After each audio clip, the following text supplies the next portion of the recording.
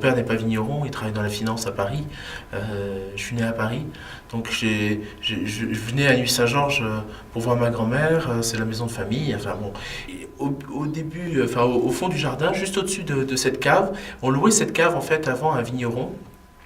Et ce vigneron et moi le week-end avec ma grand-mère, 60 ans de plus que moi, c'était pas très fun, donc j'avais besoin de me trouver des distractions et j'avais juste à traverser le jardin pour voir ce vigneron. Et donc ce vigneron m'a expliqué un peu ce qu'était le vin, la vigne. Je descendais dans cette cave-là, j'avais 13 ans, 14 ans, et donc on dégustait, il m'expliquait, il me faisait goûter des différents terroirs. Et donc à 16 ans, je me suis dit, c'est ça que j'ai envie de faire, quoi. La famille Liger-Belair, elle est très anciennement implantée à Nuits-Saint-Georges puisque c'est la plus vieille famille de négociants Nuits-Saint-Georges. Ça a été créé en 1720. Et aujourd'hui, je suis la 9e génération, mais la première génération de vignerons.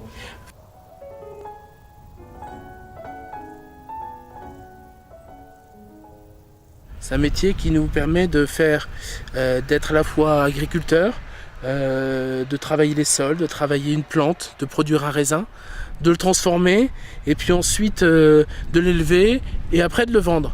Moi, il n'y a pas beaucoup de métiers que je connaisse dans lequel on peut être acteur de tous les éléments, je dirais, de la filière. Et ça, c'est assez passionnant. C'est pour ça que j'aime mon métier, d'une part, et c'est aussi pour ça parce que quand on est là, j'ai beaucoup de plaisir à être dans les vignes.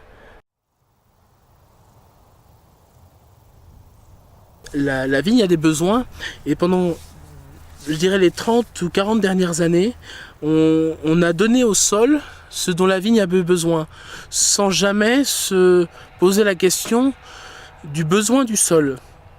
On s'est posé la question du besoin de la vigne. Et pour moi, ça ne tient qu'à moi, mais je pense que c'est une réelle erreur. Sachant que si une usine, vous ne lui donnez pas de la matière première, elle ne pourra pas faire un produit fini. Si le sol, vous ne lui donnez pas ce dont le sol a besoin pour produire à la vigne ce dont elle a besoin, le sol ne fera jamais rien. Il ne faut surtout pas simplement se mettre en tête que on va mettre, la vigne a besoin de potassium, on met du potassium, la vigne a besoin d'azote, on met de l'azote. Non, c'est un ensemble. Et ça, c'est très important. C'est toujours une question d'équilibre. L'équilibre, c'est un tout, c'est le mot fédérateur en fait, qu'on doit avoir toujours en tête depuis vraiment ce sol-là jusqu'à ce qu'il y a dans le verre au final.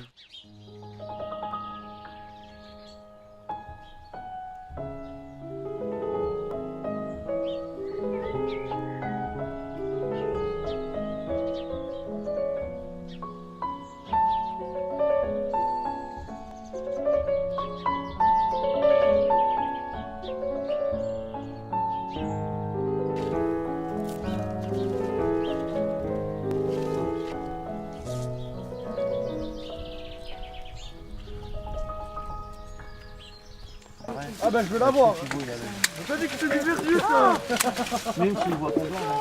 Donc là c'est vraiment le moment où tout se passe, où tout le résultat d'une année de travail est là. Donc c'est évidemment un moment très important parce que on est 25 coupeurs, ça coupe, le raisin est rentré.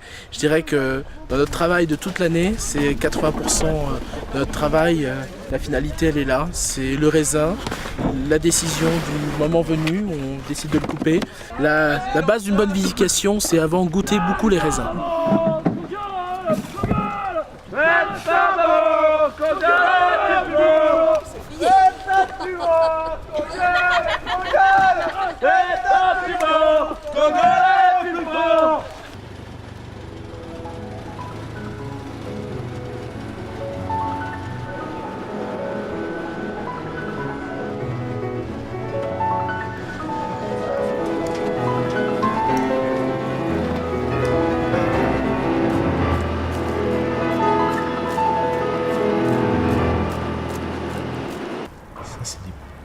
Pour les raisins bien mûrs, belle couleur, ça sent bon.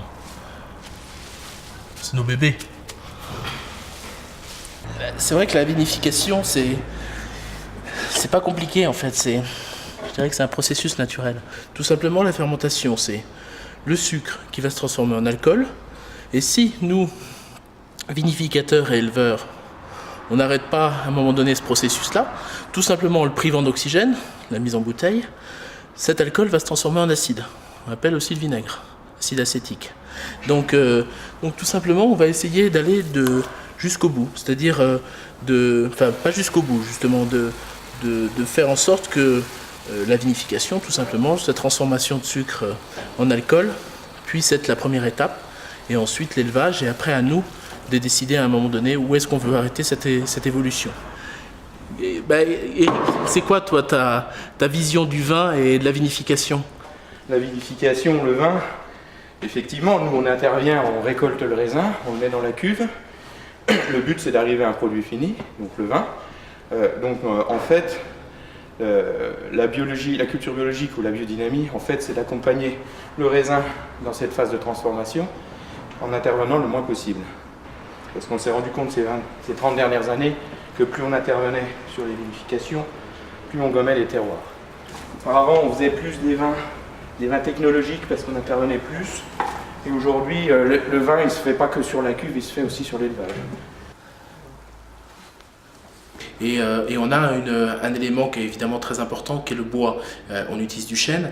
Et ce qui est intéressant, c'est que moi j'ai essayé de prendre à la base ce bois-là en essayant de comprendre d'où il venait, de faire la sélection des bois par rapport à leur origine. Je ne suis pas tonnelier, mais j'essaye de comprendre. Et c'est aussi pour ça qu'aujourd'hui on est en tonnellerie. On essaie vraiment de se caler.